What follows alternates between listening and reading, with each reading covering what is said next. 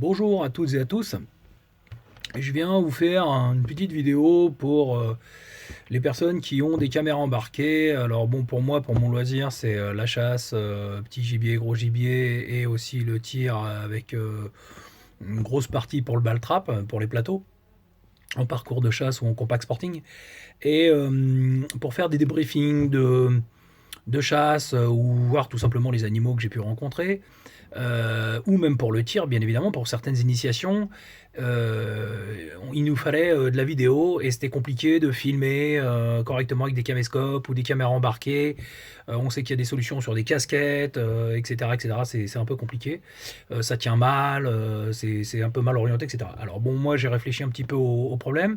Et donc, comme pour le tir, comme pour la chasse, etc. Donc bon, j'ai un casque de protection auditive de type Peltor, hein, sans faire une autre marque ferait l'affaire. Et en fait, ce que j'ai fait, c'est que sur le casque, en fait, j'ai fixé la fixation de ma drift. Alors moi, pour la caméra, hein, bien sûr, j'ai une drift, hein, sans citer de marque. Et donc, il y a la fixation, le clips en dessous de la drift.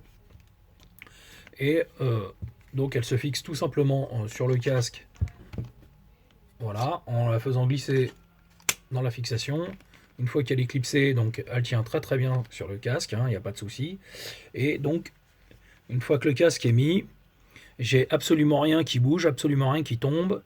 La caméra est en sécurité et bien évidemment aussi le casque, et ça m'évite de chercher différents accessoires, de cumuler une casquette ou un harnais, soit un cerceau à la tête ou autre, ou un harnais sur le torse, qui gêne d'ailleurs la vision pour certains mouvements lors de ces exercices.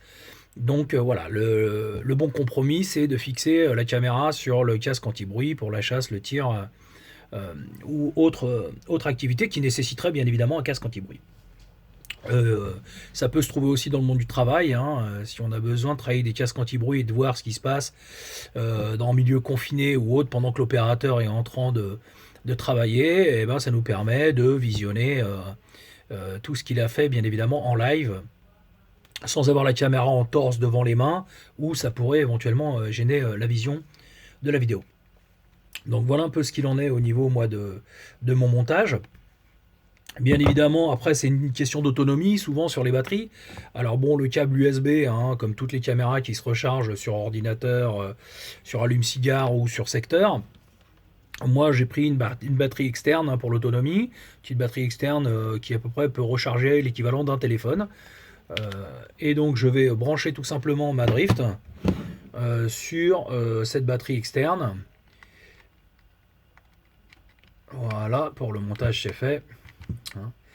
Et puis une fois que le branchement est fait, ben, en fait le câble passera derrière moi et la batterie externe dans la poche ou dans le carnier, dans le gilet de ball trap, en bref, le gilet de tir. On peut faire pas mal de choses avec ces combinaisons. En 2 temps 3 mouvements, je peux aussi très bien déconnecter ou déclipser donc ma caméra du support et aller filmer de plus près quelque chose qui m'intéresse.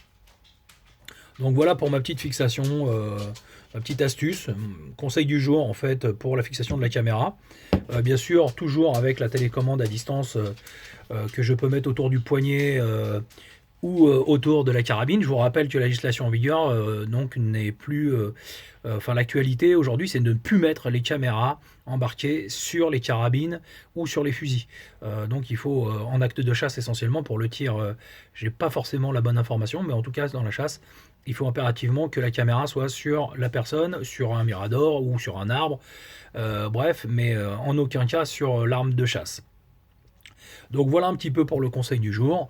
Bon, c'est très pratique, ça tient bien et pas besoin de cumuler 1001 accessoires avec ça. C'est pratique, c'est fiable, ça tient bien. Et puis, bah écoutez, bon visionnage pour cette petite astuce et à bientôt. Au revoir.